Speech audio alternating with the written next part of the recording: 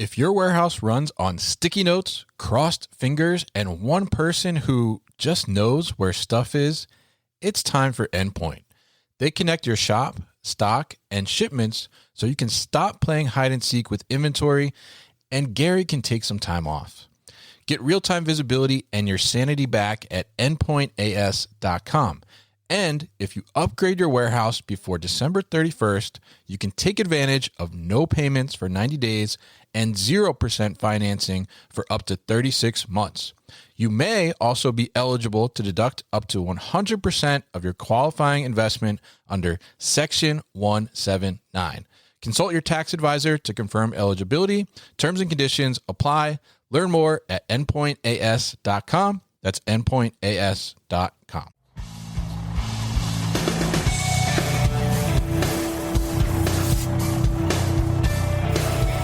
The New Warehouse Podcast, hosted by Kevin Lawton, is your source for insights and ideas from the distribution, transportation, and logistics industry. A new episode every Monday morning brings you the latest from industry experts and thought leaders. And now, here's Kevin.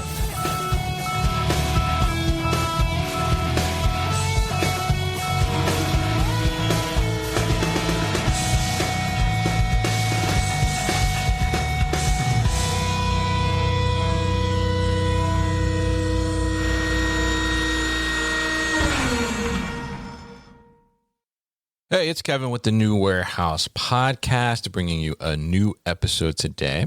And on today's episode, I am going to be talking to Bob Hutson, and he is the Senior Vice President of Supply Chain and Real Estate at the Beacon Group. And we're going to talk a little bit about how he's come into the Beacon Group and brought together this real estate division and what that means. And we're also going to talk a little bit about specifically getting into warehouse network optimization and how they do that with software that they have, and also what that means for you and why you should do one. So definitely looking forward to diving into this discussion, because I think that real estate, to have a warehouse, we need some real estate.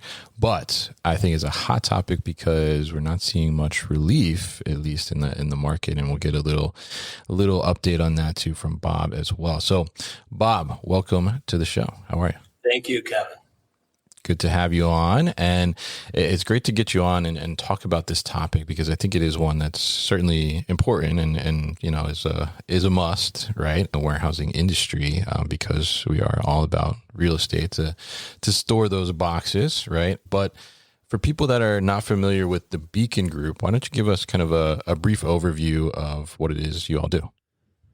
Well, the Beacon Group has grown quite a bit in its capabilities in the last few years. We can basically take a company through conceptual design of their networks and supply chains all the way through implementation, including racking the facility, putting in automation, and turning the key. We can even put folks inside the buildings and help them with startup and to provide resources and that kind of thing. So it's a full turnkey, not just consultative like you see in a lot of situations. We offer that, and that's obviously important up front. But we also can get in and help you kick the tires and turn the wheels of operations and make them happen. So that's what really attracted me to the Beacon Group, and selling Sumedian Technologies and the Foresight software to the Beacon Group 3 years ago, was that ability for us to provide it all, right? It's very rare to see a company be able to come in and do that start to finish. So I thought that was a very interesting concept George came up with, and I'm glad to be a part of it. Here we are 3 years into it. We've invested a lot of money in the programs as well during that time when I was ready to really retire. I'm nowhere near ready to retire now. I'm having a lot of fun. So. That's good. That's good. So tell us a little bit about that, because this full real estate division is recently launched, right? So tell us a little bit about the story behind it. 'Cause it sounds like you had a software, you're ready to retire. Now you're not ready to retire. So tell us a little bit about how that kind of came about and how this all rolled out. Well, I was in the commercial real estate business back in the year 2000 through 2005, all through Sumedian, so through 2023, and was one of the top producing industrial brokers at CB Richard Ellis. So I brought that whole real estate background into Beacon, and we felt like while Beacon was very good on the front end of it, we walk away with when the big transactions were ready to occur. And really, the customers needed more service beyond just that, what was happening in the beginning stages of consulting and laying out a rack. We were often too late to get in the conceptual stages. So we obviously now have the ability to get in there up front and conceptualize with the customer and model and optimize whatever it is necessary. And that's pretty much everything involved in the business. A lot of people think supply chain optimization is just about optimizing warehouses. It's a lot more than that. It's involved in cash flows and ROIs and a lot of financial implications to these decisions. It involves all the real estate transaction, involves transportation costs, inventory levels. It is so much involved into it that, getting in up front to help these customers from the start when they're just beginning to think about what they're going to do is extremely valuable. And it's needed where a lot of companies don't think it is. They think they know what they need. They find me a warehouse in Omaha, Nebraska. I need 100,000 square feet in Omaha, Nebraska. But there's really no thought that goes into that. So what was so attractive to me in bringing Foresight technology in here and investing more into it to make it even better was, the ability to come in and provide the whole development of the conceptual design of the network all the way through turnkey and turn it over to a customer to run it. And that's owning it. We call it owning it. We own it with you, right? So that's kind of our strategy now, and it's working. Very interesting. Yeah. And very smart approach to it as well. And I'm curious, so you mentioned that oftentimes you were losing the opportunity because it was too late because you weren't involved in the real estate side, it sounded like. So, right. And why is that? Is that because they were dealing with a broker that was referring them to somebody else, or what is the reason for that? Well, Beacon would come in after the decision to make the warehouse happen. They come in after we need the rack. We need help with our layout. We need help with engineering. So Beacon wasn't really up front in the beginning conceptual stages of that, right? So they were never called upon to do that. And George saw that as a missing aspect of his business. And I think he's absolutely right. And he saw what I was doing at Somedian, which was, getting in on that front end, conducting the real estate transactions. And then I was leaving the back end off. So it was a great marriage for us to get the front end and the back end working together. And that was the whole idea behind the strategy. Got it. Okay. And that makes a ton of sense. Definitely. So now tell us a little bit about kind of this warehouse network optimization analysis. I guess first let's just say, what is a warehouse network optimization analysis? It's I've heard a lot of definitions for this one. I'm sure. But, and there are a lot of definitions, depending on the company, depending on the situation. That study may look completely different in one company versus another, right?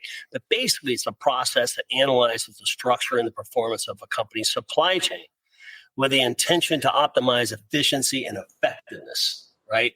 So that's basically, what this is.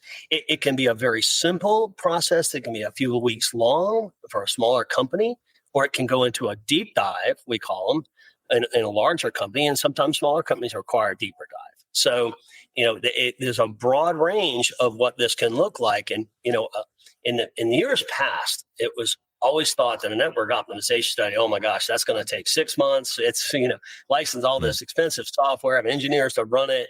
It's not like that anymore. With all the new technology that's out there, machine learning and all the things we've got in our programs, it allows us to do these things in a very short period of time in some cases. Sometimes smaller companies, within a few weeks, we can have really clear answers to where they need to go without spending a ton of money and time to do it. So it's a misconception for the most part. So what's really exciting is the smaller companies, especially privately held companies, can really benefit from this, right? And that having the ability to do something like the bigger companies were doing for years. Now the smaller companies can do it at a much lower cost and much less resource staffing. Interesting. Yeah. I think it's very interesting because, and I guess for perspective, because you're talking about, small companies and large companies as well. Do you think everybody needs to do a warehouse network optimization analysis, or like what, if not, when is the point that you should consider doing that? That's a good question. You know what? I've rarely found a perfect world strategy already in implementation. I don't think I've ever found one. So to answer your question, it's likely that every company has opportunities to improve, right? Their network. And, again, it can be something very simple to benchmarking. That's one of the byproducts of what we do early on. You think an optimization study is expensive, but it's really not. And then you get in and start benchmarking rates when you get the initial data dump. You start benchmark that against other companies within the region and of similar size. And all of a sudden you realize, wow, we can save 10 to 15% in the first 2-3 weeks of the study, right? So people don't understand that, this is expensive. It's really not. The ROI can be tremendous within a few week payback. In fact, we've done a few projects recently where it paid for the entire study. It was hardly any cash out of pocket to a customer to do these things. Oh, wow. So it's a whole new world out there that I think a lot of C-suites need to understand better. A lot of C-suites don't understand supply chain as well as they should. Yeah. And but they understand finance, and that's usually a big disconnect between the financial decision and the operational decision. A lot of time what operations seems to think is the right way to go is presented to the board or the C-suite. C-suite comes back, wait a minute, that doesn't reach our hurdle rate. Their ROI is not good enough because operation really doesn't understand the financial implications, and the financial C-suite really don't understand operations. So what this technology does and what our approach does is it brings this all together so we can have a vision of what this looks like together, right? Operation needs to fully understand the financial hurdles and goals that need to be achieved for the board and the C-suite. The C-suite needs to understand what operation needs to achieve. So when you put those two together in a model, now you're not backing up at the end and say, wait a minute, we didn't think about that, right? We didn't think about the hurdle. We didn't think we needed to hit a 20% IRR, for example, right? So that can be, that alone helps companies, make the decision to begin with. Because if they can't make the decision, it comes back rejected. It never gets implemented. But it's a good strategy, but it can't get implemented because it didn't meet certain financial objectives.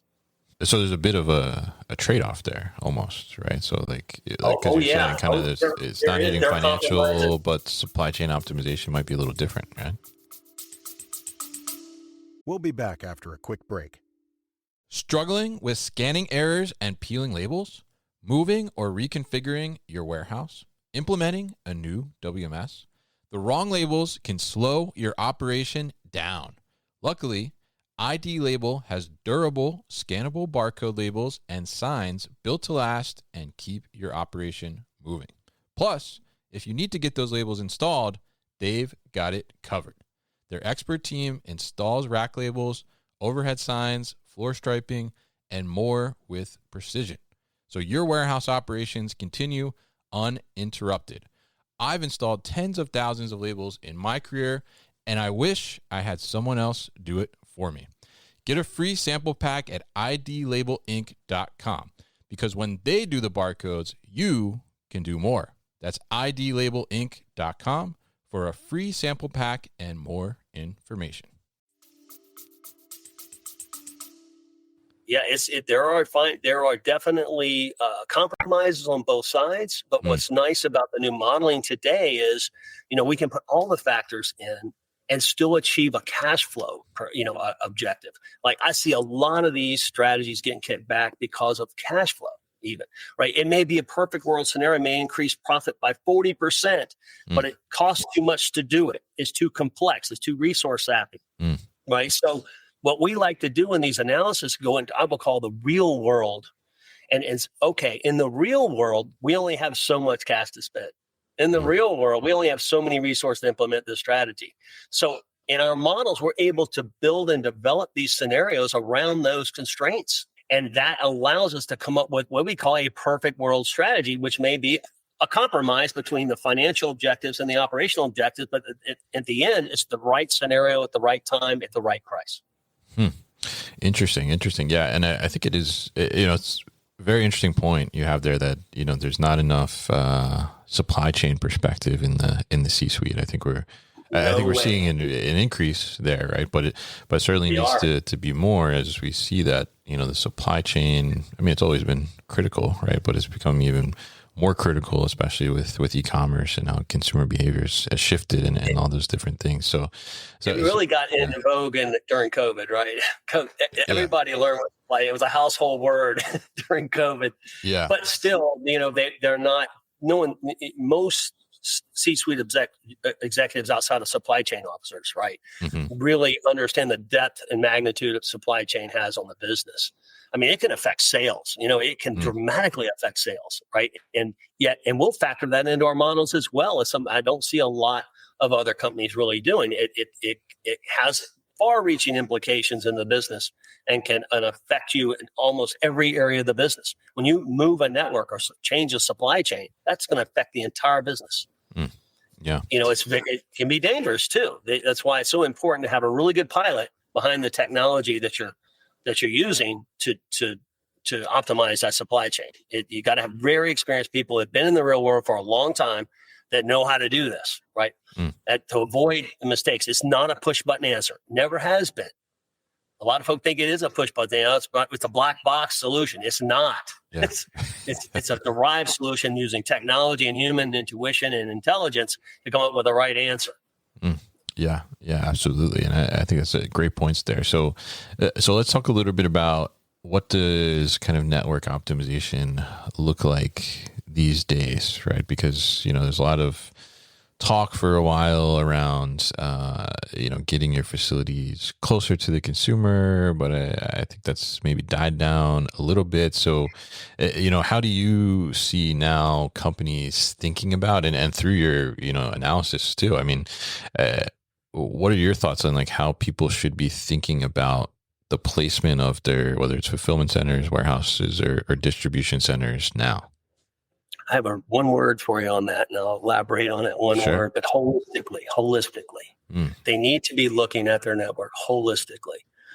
That is all the elements of supply chain: inventory, transportation, real estate, taxes, incentives, labor cost and quality, effect on service levels and days to service, effect on sales. All of these things have to go into the mix to make a good decision. Right.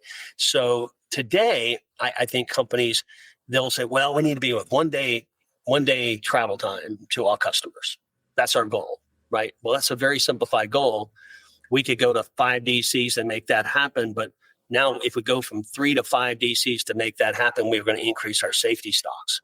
We may save a little on transportation, but not always. I've seen 2 and 3 DCs outperform transportation costs 4 or 5 DCs if they're well placed.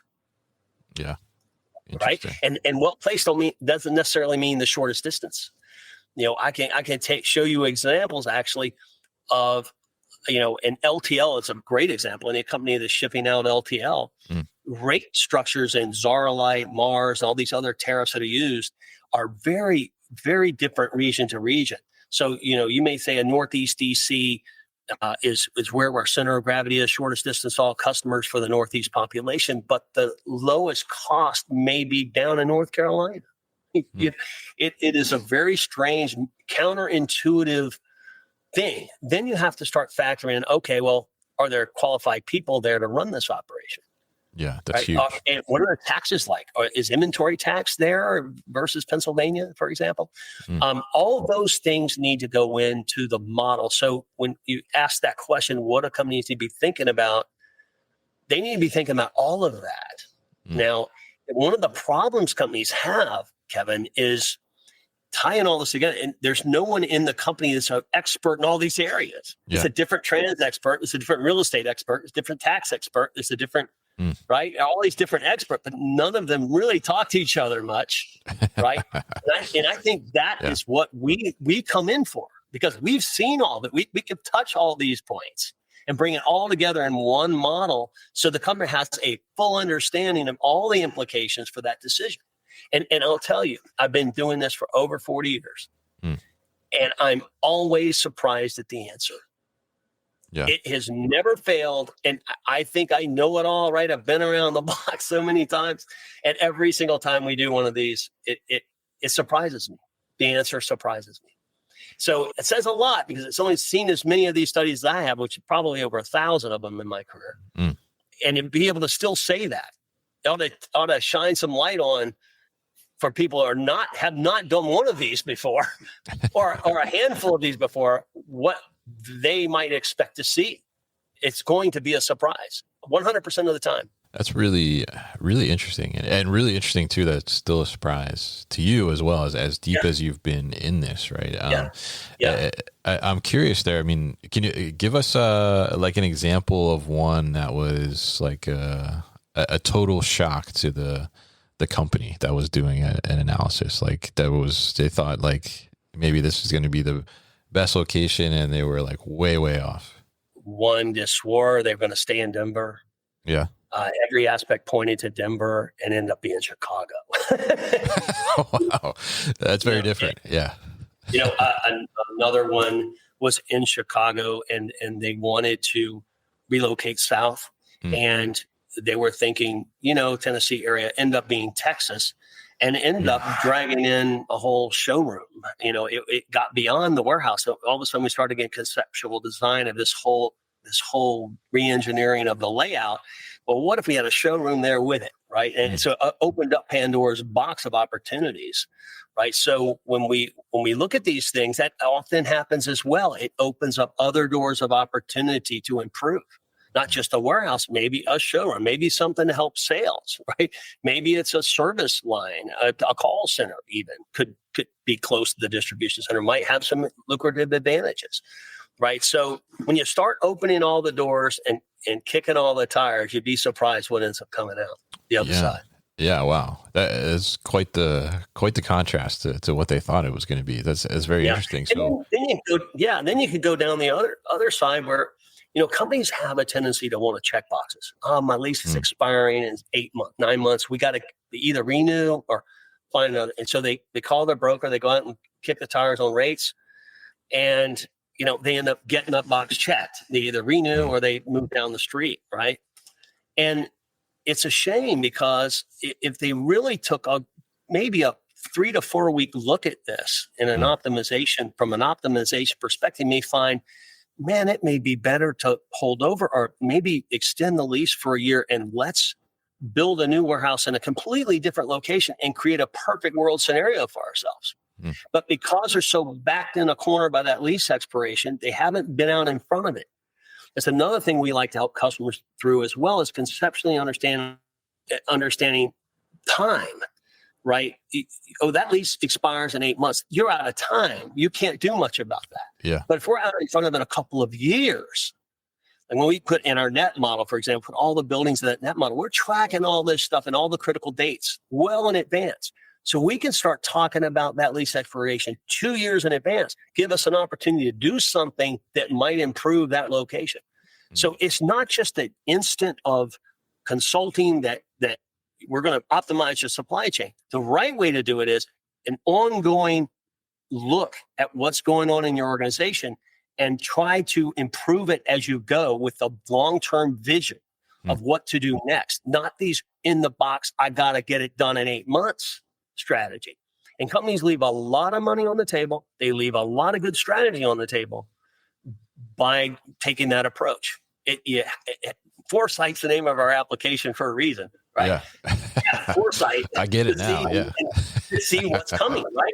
And the more foresight you have, the smarter you are, and the more you can do about it.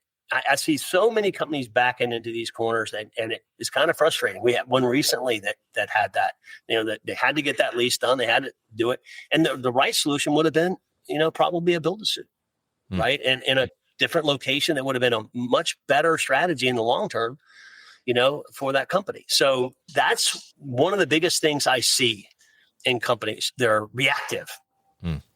Reactive to these lease expirations, reactive to what needs to be done next. Need to check these boxes. I got to get these done versus out in front of it a good bit to make a difference in the long-term health of the organization. Yeah. And that makes a ton of sense because it is, you think about what goes into moving operations too. And that's a whole nother thing. And that's a long-term prep. Yeah. To do it right. And that scares them too, right? The resources it's going to take, which is what excites me about the Beacon Group. We know we can get in that building with you. We've had some of our VPs go into the operations and start running them for them for the first 4 or 5 months to make sure it goes well. We go owning it, right? Yeah. That's important, right? Because a lot of companies are very scared of these implementations and startups. We call them the startup fear, right? They're hard. And so they're reluctant to do it because of the difficulty of implementation. But it doesn't have to be done. You can rely on the expert to help you through that, right? Yeah, absolutely. So you mentioned in there a little earlier some of the kind of data points, like what is the taxes like on inventory, labor, and things like that. But I'm curious, like, what is the one data factor, data point that you see is most often overlooked or not considered when thinking about where these facilities should be located? Yeah, it's a great question, Kevin. I think one of the biggest ones is cash flow. What the company wants to do operationally versus how much capital do they have to implement that strategy. And, unless there's an early discussion and justification for the capital budget necessary to implement a strategy, you could be destined to be turned down at the end. You spend all this time and money on a strategy and then not have the ROI or the hurdle, we call it the hurdle rate, to achieve it. That's one. We also see the disconnect. Again, we talked about it before, but the disconnect between what operations thinks they need and what the board of directors and the C-suite can afford. Sure. If you will. And that is an absolute problem because they don't speak the same languages. If the operations down at the warehouse level very rarely get to speak to a board member or a C-suite executive about what is on the other company's agenda. There are all these secretive things going on in the corporate world that could prevent us from. I've seen that. I've seen studies go underway and come to find out the company is in the process of a acquisition. Yeah. And that throws a wrench in the whole optimization program, but they've spent 4 or 5 months in an optimization study without the knowledge that there's an acquisition underway which was to be kept secret. Yeah. Right. So those kind of things we see, again, the check in the boxes of real estate and lease renewals. That's a big oversight, I think. The other is, as it goes back to the financials too, is the internal rate of return and of that whole project. And this is measuring those cash flows in and those cash flows out.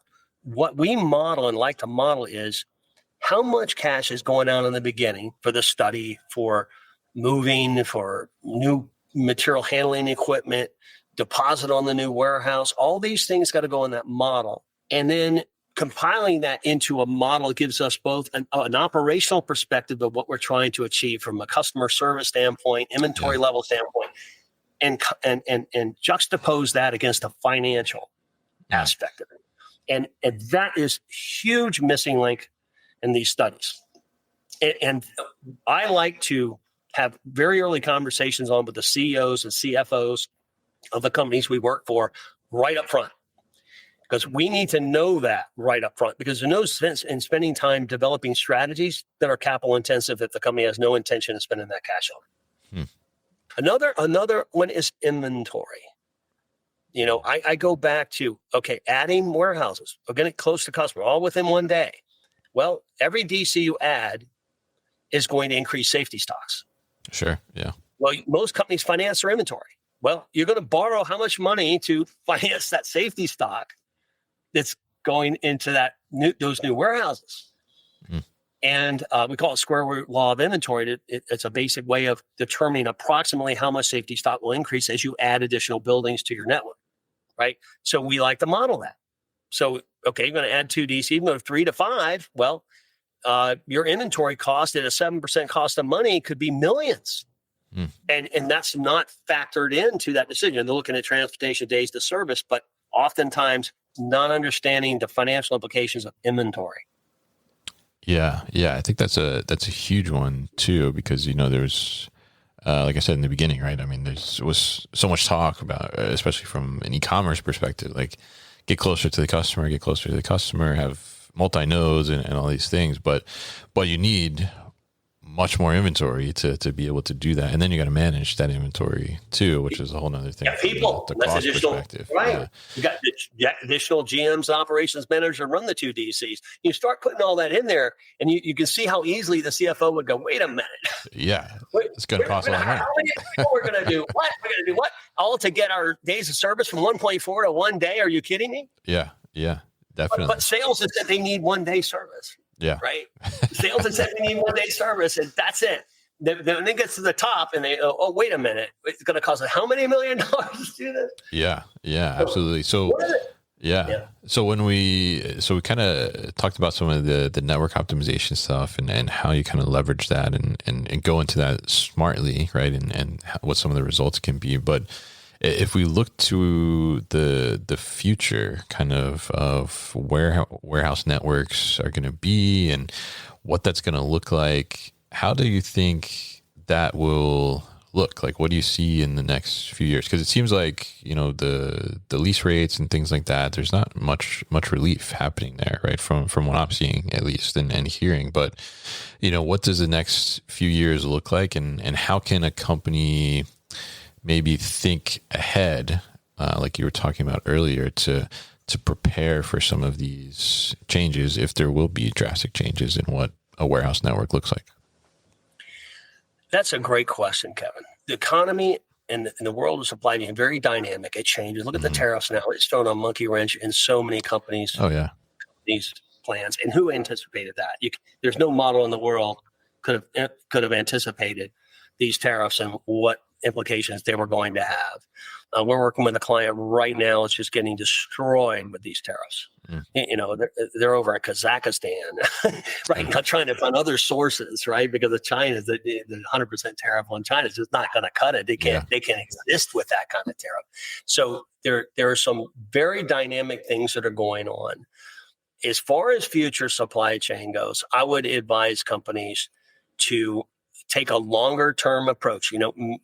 Many companies are very short term, myopic. They see what's coming down the road, maybe 2 or 3 months or month-to-month P&L management. This is the mode they're in, firefighting, right? Day-to-day operations.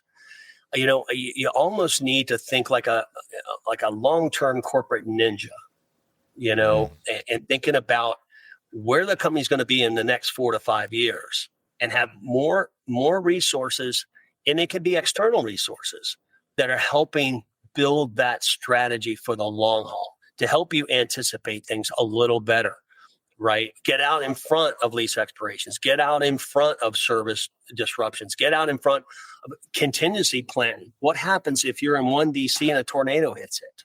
Yeah. Right? What are you going to do? You're almost out of business. We've done contingency planning where we'll split that into 2 warehouses and we'll look at risk mitigation. What's the weather like? Fire, wildfires, earthquakes, all these kind of things. If you have say you're a pharmaceutical company and you've got $1 billion worth of inventory in one building and that gets hit by lightning, right? Yeah. I mean, you've got a major problem. And a lot of companies are not thinking like that. They're not thinking proactively about the future and how to build and insulate themselves from these kind of failures and these catastrophes. But the more out in front you are, the more you work with companies like ours to help you get out in front of that on an ongoing basis, not just the one-time optimization, but thinking through this holistically, like I said in the very beginning. And for the long haul, you're going to avoid a lot of problems, and your supply chain can be a lot more effective and flexible to deal with these dynamic changes that are happening in the economy. Yeah. And those are really, really great insights there. And I think it's a super interesting point about, the like natural disasters and things like that, or just weather in general. I mean, it makes me think back, I don't know if it was last year, maybe the year before, I think it was a Dollar Tree distribution center got destroyed by a tornado or something like that. And and you can see from the pictures, just tons of inventory, just, destroyed basically. Yeah. And how much did that cost them, right? Oh yeah, I'm sure a lot. Yeah, yeah. Not Sales, only, I mean, sales revenue, not just the loss of that inventory, but yeah, it costs a lot. And to have these kind of contingency plans in place, I think is important. I think that's all part of optimization. mm, See, I think all that is part of network optimization. I'm going to tell you there's a broad range from the beginning of what a supply chain yeah, network optimization looks like. There's one that's ongoing and it's very smart and very anticipating.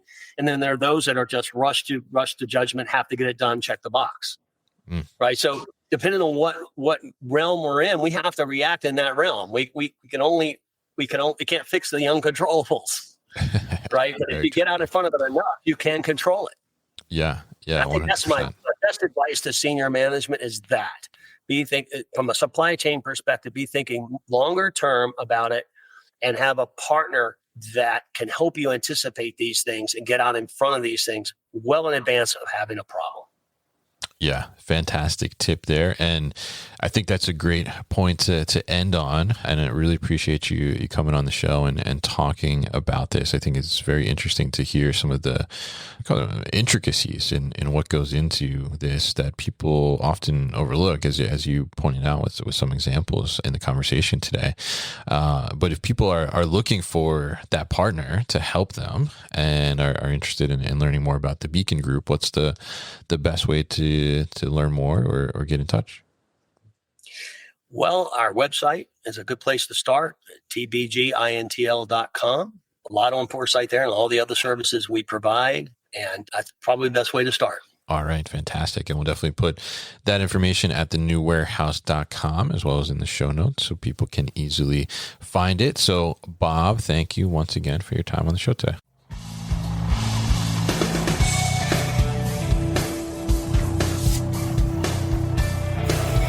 You've been listening to the New Warehouse Podcast with Kevin Lawton. Subscribe and check us out online at thenewwarehouse.com.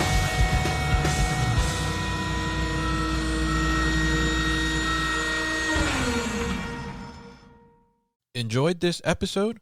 Make sure you are subscribed to the podcast, and for more content from the New Warehouse, find us on LinkedIn and YouTube. Links to subscribe can be found in the show notes, and for everything The New Warehouse, head to thenewwarehouse.com.